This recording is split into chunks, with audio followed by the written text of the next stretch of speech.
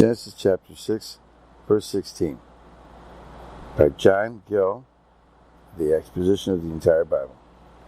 A window shalt thou make to the ark, or a light, such as is that at noon, for which the word in the dual number is used, and thus Janus, that's Junius, and Tremelius, that's Tremelius, translated a clear light. The Jewish writers will have it to be a precious stone, a pearl, which Noah fetched from the river Pison and hung up in the ark, and it gave light to all the creatures, like a large chandelier. But a window, no doubt it was, to let light into the several apartments, and to look out at on occasions, since Noah is afterwards said to open it. But what it was made of is difficult to say, since it does not appear that as yet glass was invented. Some think it was made of crystal, which would let in light and keep off the water.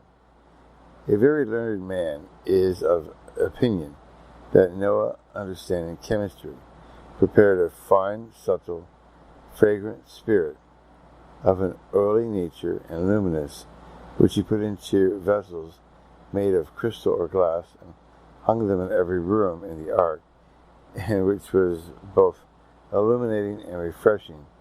And this, he thinks, is what is meant by the light, which we translate a window.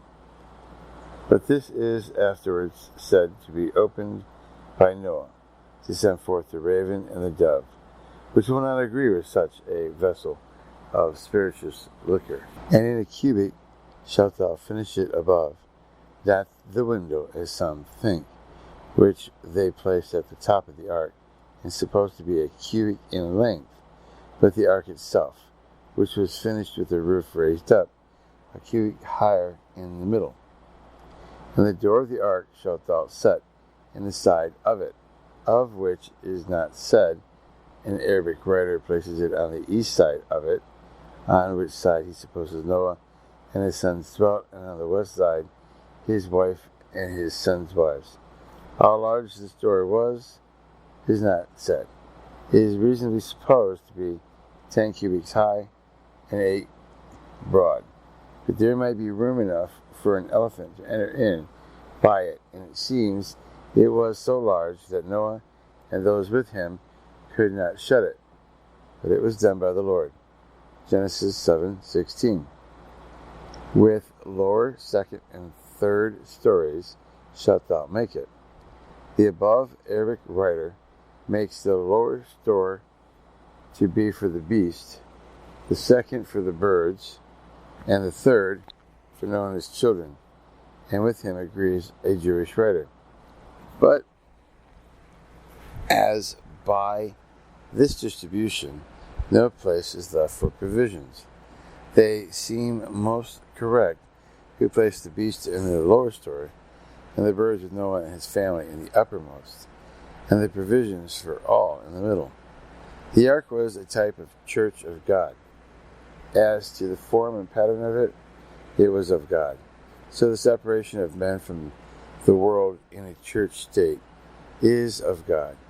It is by his appointment, and it is his will, that when any numbers of men are converted in a place, that they should be incorporated together in a church state, the form of which is given by him, his officers appointed, and the laws and ordinances of it fixed by him. And as to the matter of it, gopher wood, a lasting and incorruptible wood, denoting the duration of the church. God ever had and ever will have a church in the world. As to the parts of it and rooms of it, the rooms may point at particular churches, of which there have been many, or may signify that there is always room enough in the church of God to receive saints. The ark had 3 stories in it, as the tabernacle and temple had 3 divisions, which were types of the same also. It may have respect to the visible church, consisting of believers and unbelievers. The invisible church, or general assembly of the firstborn, whose names are written in heaven, and the church triumphant.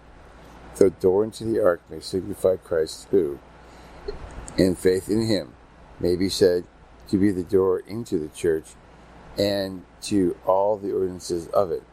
The window may either typify the glorious light of the gospel held forth in the church, or the ordinances of it, to which sensible souls betake themselves, as doves to the windows.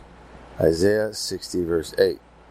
Into this ark, and not only Noah and his family, but creatures of all sorts were admitted, as sinners of all sorts called by grace, and become peaceable, are received into the church of God. Yea, even good and bad have a place here, though the latter under the notion and character of the former, but are hypocrites in Zion. Here also were plenty of provisions for all in it, as there are in the church of God fullness of spiritual provisions for all the people of God. The ark was of the use of a ship, and was the means of saving a few men, even Noah and his family. So the church of God has the nature and the use of a ship, of which Christ is the pilot, and conducts it through the sea of the world, in which it is often tossed with tempest and distress, but at last brought to its haven, in which a few are saved, not as the cause, which alone is Christ, but as the means. The Apostle Peter makes baptism its antitype, 1 Peter 3:21, which is God's ordinancy and not man's, of his appointing. As to the former manner of it, is the object of the rule of scorn, when rightly ministered, as Noah's ark was, represents a burial, as that did when Noah entered into it, and was an emblem of Christ's resurrection and ours. When he came out of it, it was a type of baptism in its salutary effect. It saves by water, so that does by leading to the resurrection of Christ. It saves not as a cause, but as a means of directing to Christ, the author of salvation, and saves not all in the water, only those that are in the ark, that is, truly and rightly, in the church and real members of it, or that are in Christ, and so many make the ark also a type of Christ.